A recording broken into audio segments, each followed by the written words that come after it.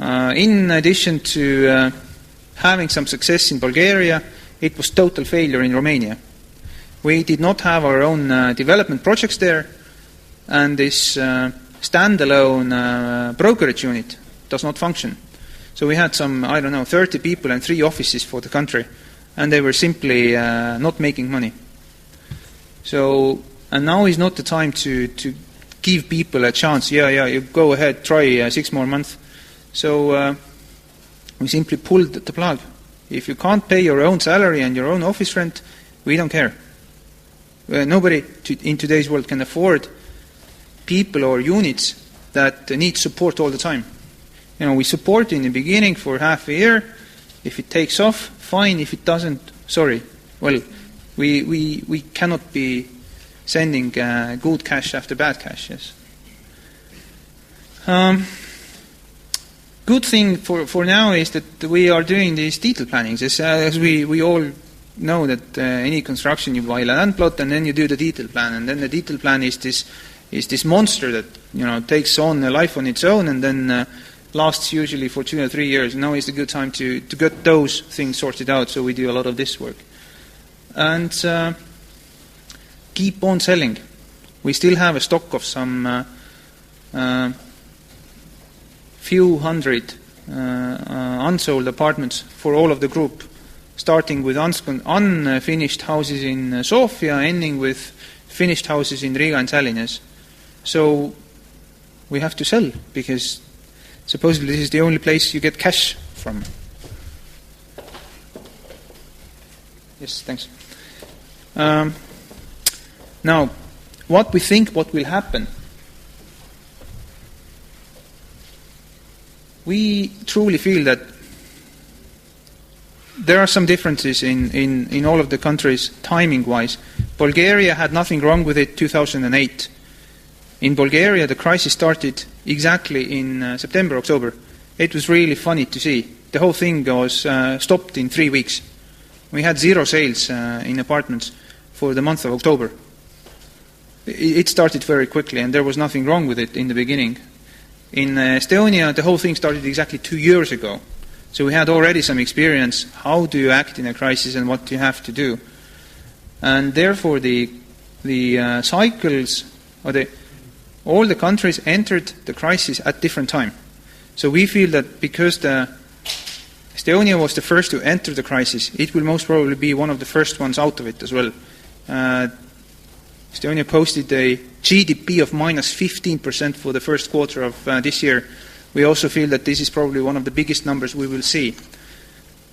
Second, we feel that will be Lithuania. We will see most probably bottoming out towards the end of this year, next year. Bigger economy, bigger industry than Latvia, and also the problems were not that perhaps inflated. And then, of course, the current underdog is Latvia, where the whole thing is concentrated in one city. There is no industry there, so the amount of cash generated is very low. So we feel that Riga, we have to wait and see. However, as you saw, the Riga apartment price is already down to 570 euros per square meter. I mean, that's already very low. So it is definitely, there's nothing wrong with the price anymore. And we will not, of course, be expanding significantly over this year. What we will be doing is, there is a lot of interest in Scandinavia for bringing in investors to buy up these problematic assets. There are some very good things available for ridiculously low prices today that local people cannot afford.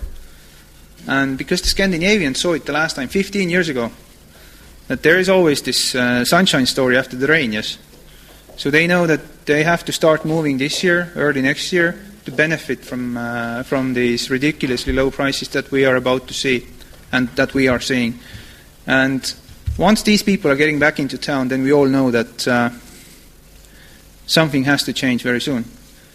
And we feel it We talked to some of these investors ourselves directly, and we see that these people are coming back to town. And cautious, there's this devaluation story, which is very, very popular in Scandinavia. We don't see any justification ourselves for it, but talking to a Scandinavian bank or an investor in Stockholm or in Helsinki or in Oslo, then their hands are all shaking that, but you will devaluate.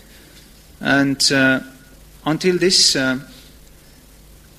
story is taken out, we will not see many happy faces. But if it happens, it happens. We don't feel it will, and we will not. We are not voting for devaluation to happen. We feel that there is no justification and nothing to gain from it. Yeah. So, sum it up. It's been a crazy ride. It will be a very bad year this year for most of us.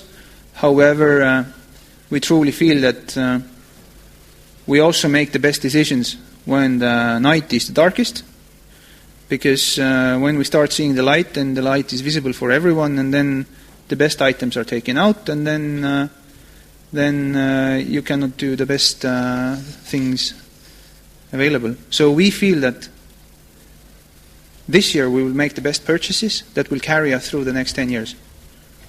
And thank you for this, and I would be happy to answer some of the questions that you might have.